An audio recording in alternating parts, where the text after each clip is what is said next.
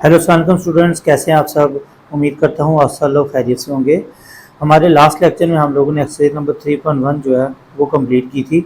आज के लेक्चर में हम एक्सरसाइज नंबर 3.2 जो है वो स्टार्ट करने लगे हैं। 3.2 एक्सरसाइज स्टार्ट करने से पहले इसके अंदर कुछ इंपॉर्टेंट टर्म्स हैं जिनके बारे में हमें पता होना लाजमी है, जिनमें से पहली टर्म है वेरिएशन। तो सबसे पहला क्वेश्चन तो ये आता है कि वेरिएशन क्या होती है। वेरिएशन का मतलब होता है चेंज होना।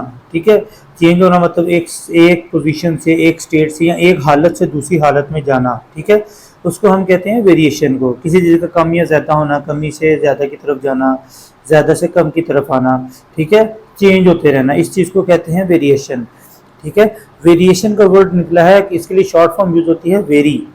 ठीक है, मतलब ये चीज़ वेरी कर रही है, वेरी मतलब कर रही है मतलब चेंज होती जा रही है। ठीक है, तो वेरिएशन का सिंपल मीनिंग क्या होता है, मीन्स टू चेंज, चेंज होते रहना। ठीक है, इसकी आगे दो टाइप्स होती हैं जो ज़्यादा इंपॉर्टेंट हमारे समझने के लिए, जिसमें है डायरेक्ट वेरिएशन और इनवर्स वेरिएशन। ठीक है, अब सबसे पहले डायरेक्ट वेरिएशन क्या होती है।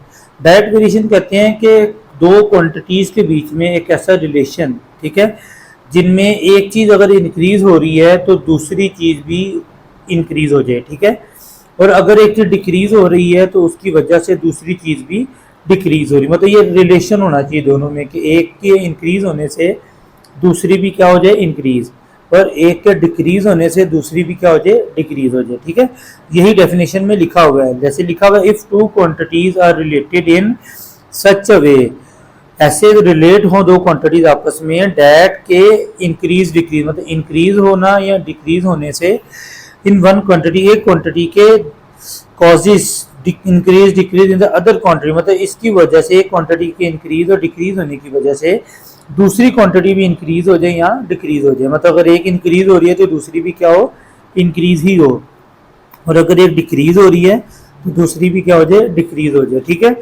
अगर इस तरह का रिलेशन दो क्वांटिटीज में है तो हम उस वेरिएशन को या उस चेंज को कहेंगे कि ये डायरेक्ट वेरिएशन है। ठीक है, समझ आ गई। जैसे फॉर एग्जांपल, अगर किसी गाड़ी में 2 लीटर पेट्रोल है और 2 लीटर पेट्रोल के ऊपर वो गाड़ी 5 मील तक चलती है। ठीक है, लेकिन अगर हम गाड़ी में पेट्रोल 2 लीटर की बजाय 10 लीटर कर दें, ठीक है, तो क्या फिर भी वो 5 मीटर तक ही, 5 मील तक ही चलेगी?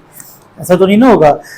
फिर तो उसका जो वो है डिस्टेंस है वो ज़्यादा हो जाएगा, वो 5 मील से ज़्यादा चलेगी। तो क्या मतलब हुआ कि गाड़ी के पेट्रोल में, ठीक है, और जो डिस्टेंस गाड़ी ट्रेवल कर रही है उसमें क्या है, डायरेक्ट वेरिएशन है। ठीक है, क्योंकि पेट्रोल ज़्यादा होने से जो उसका डिस्टेंस है वो भी क्या हो रहा है, ज़्यादा हो रहा है। ठीक है, और अगर पेट्रोल कम कर देंगे तो उसका डिस्टेंस भी क्या हो जाएगा, कम हो जाएगा। ठीक है, इसी तरह जो सबसे बड़ी एग्जाम्पल इसमें आती है वो आती है सर्दियों का सीज़न। ठीक है, जैसे ही सर्दियों का सीज़न आता है तो जो गर्म कपड़े होते हैं उनका यूज़ भी क्या हो जाता है, ज़्यादा। जैसे जैसे सर्दी इंक्रीज होती जाएगी वैसे वैसे गर्म कपड़ों का यूज़ भी क्या हो जाएगा, इंक्रीज। ठीक है, और अगर सर्दी कम होगी तो गर्म कपड़ों का यूज़ भी क्या होता जाएगा, कम। ठीक है, तो मतलब सर्दी के सीज़न में और गर्म कपड़ों के यूज़ में जो है वो है कौन सी वेरिएशन, डायरेक्ट वेरिएशन। ठीक है, आई होप सो आपको समझ आ गया होगा डायरेक्ट वेरिएशन का।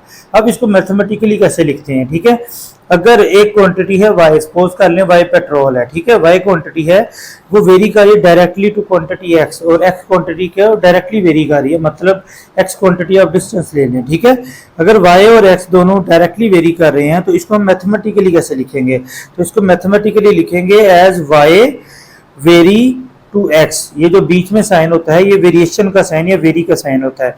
अगर डायरेक्टली वेरी कर रही है तो उसको मैथमेटिकली लिखेंगे y वेरीज टू x, इस तरह से लिखेंगे हम। ठीक है, अब दूसरी जो वेरिएशन की टाइप है वो है इनवर्स वेरिएशन। ठीक है, इनवर्स वेरिएशन क्या होता है, वो बिल्कुल इसका उलट होगी। ठीक है, इनवर्स वेरिएशन में क्या होता है, if two quantities are related in such a way, अगर दो क्वांटिटीज एक दूसरे के साथ ऐसे रिलेट कर रही हैं, ठीक है, कि एक क्वांटिटी, जब एक क्वांटिटी इंक्रीज हो या डिक्रीज हो, ठीक है, तो द अदर क्वांटिटी, ठीक है, डिक्रीज इंक्रीज, तो दूसरी क्वांटिटी डिक्रीज इंक्रीज हो जाए, मतलब एक के इंक्रीज होने से दूसरी डिक्रीज हो जाए।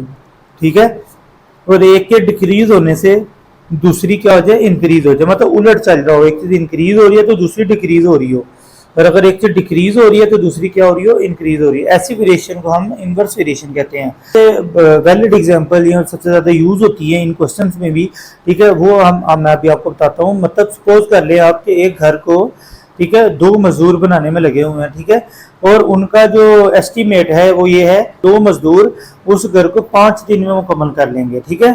सो क्या होगा अगर हम मजदूरों की तादाद 2 से, ठीक है, 5 कर दें। ठीक है, तो क्या मजदूर बढ़ाने से सेम टाइम ही लगेगा, यहाँ टाइम कम हो जाएगा, यहाँ ज़्यादा हो जाएगा। ठीक है, ओबियसली बात है ना कि 2 मजदूर अगर 5 दिन में बनाएंगे, ठीक है, तो अगर 5 मजदूर कर दूंगा तो 5 दिन तो नहीं लगेंगे, फिर तो टाइम क्या लगेगा, कम लगेगा। तो क्या मतलब हुआ कि मजदूरों की तादाद को बढ़ाने से जो टाइम लग रहा है घर को बनाने में वो क्या हो रहा है, कम हो रहा है। ठीक है, इसी तरह अगर मजदूरों की तादाद कम कर देंगे तो घर बनाने में जो टाइम है वो क्या लगेगा, ज्यादा लगेगा। ठीक है, इसका मतलब है नंबर ऑफ मैन या नंबर ऑफ वर्कर्स जो है वो अगर इंक्रीज करते हैं, ठीक है, सो टाइम क्या हो रहा है, कम हो रहा है। ठीक है, और अगर नंबर ऑफ वर्कर्स कम कर रहे हैं तो टाइम क्या हो रहा है, ज्यादा हो रहा है। ठीक है, समझ लगी इनवर्स वेरिएशन की भी। इसको हम मैथमेटिकली कैसे लिखेंगे, मैथमेटिकली इसको लिखेंगे इफ अ क्वांटिटी वाई कोई भी क्वांटिटी है वेरी कर रही है इनवर्सली एज एक्स, सो इसको हम मैथमेटिकली लिखेंगे वाई वेरीज टू एक्स को हम लिखेंगे वाई वेरी का साइन और 1/x कर देंगे। ठीक है, मतलब उसका रेसिप्रोकल, ऊपर वाई वेरी टू एक्स था इनडायरेक्ट में, ठीक है, इनवर्स में वाई वेरी हो गया 1/x के। ठीक है, ये 2 मेन इंपॉर्टेंट चीजें हैं। एक तो डेफिनेशन तो आपको याद होनी ही चाहिए, पेपर पॉइंट ऑफ व्यू से इंपॉर्टेंट है, आ सकती है। ठीक है, लेकिन सबसे ज्यादा इंपॉर्टेंट जो वो ये वाली 2 टर्म्स हैं। ठीक है, अगर y डायरेक्टली वेरी करेगा x से, या कोई भी क्वांटिटी जो है y की जगह t कर सकते हैं, z कर सकते हैं, u कर सकते हैं, इसी तरह x की जगह भी चेंज हो सकती है। ठीक है, तो अगर डायरेक्टली वेरी कर रहा होगा तो उसको हम लिखेंगे y वेरी टू x, खाली x लिखेंगे। बट सेम चीज अगर इनवर्सली वेरी कर रही हो, इनवर्सली, तो हम उसको लिखेंगे y वेरी टू 1/x, फिर x नहीं लिखेंगे। ठीक है, ये 2 चीजें ही हैं मेन अगली 3.2 एक्सरसाइज करने के लिए। तो उम्मीद करता हूँ आप लोगों को ये 2 चीजें जो हैं वो समझ आ गई होंगी। ठीक है, जिनको समझ नहीं आई वो दोबारा से मुझसे पूछ सकते हैं, जब मैं क्वेश्चन करा रहा हूँ तब भी मैं थोड़ा सा इसको एक्सप्लेन कर दूंगा। ठीक है, उम्मीद है कि आज का लेक्चर आप लोगों को समझ आया होगा। जिन लोगों को ये लेक्चर समझ में आ गया है वो लोग काइंडली मेरे चैनल को सब्सक्राइब लाजमी करें, मेरी वीडियो को लाइक और शेयर लाजमी कर दिया करें ताकि दूसरे लोगों भी इससे फ़ायदा उठा सकें। इसके अलावा किसी को मेरे लेक्चर में कोई प्रॉब्लम है, किसी किस्म की एडवाइस करना चाहता है, या मेरे लेक्चर देने के तरीके में कुछ ऐड करना चाह रहा है, ठीक है, अपनी कोई एडवाइस देना चाह रहा है, तो काइंडली मुझे कमेंट बॉक्स में लाजमी बताएं। इसके अलावा मैथमेटिक्स में किसी भी टॉपिक में आप लोगों को कोई भी इशू है, ठीक है, तो मुझे कमेंट बॉक्स में वो भी लाजमी बताएं। आप लोग मुझसे इंस्टाग्राम में भी रब्ता कर सकते हैं, उसका लिंक मैंने डिस्क्रिप्शन में दे रखा है। ठीक है, तो वहाँ से आप मुझे इंस्टाग्राम पे भी फॉलो करके वहाँ पे भी मुझे अपने प्रॉब्लम जो है मुझसे वो शेयर कर सकते हैं। इस तरह मेरे फेसबुक पेज पे भी, ठीक है, मुझसे कांटेक्ट किया जा सकता है। व्हाट्सएप का नंबर भी मेरे इसमें डिस्क्रिप्शन में मौजूद होगा, वहाँ से भी मुझसे रब्ता कर सकते हैं। ठीक है गाइज, तो आज के लिए इतना ही। इसके क्वेश्चन इंशाल्लाह हम नेक्स्ट लेक्चर में करेंगे। तब तक के लिए अल्लाह हाफिज़, बाय बाय, अपना ख्याल रखें और अपने साथ दूसरों का भी ख्याल रखें।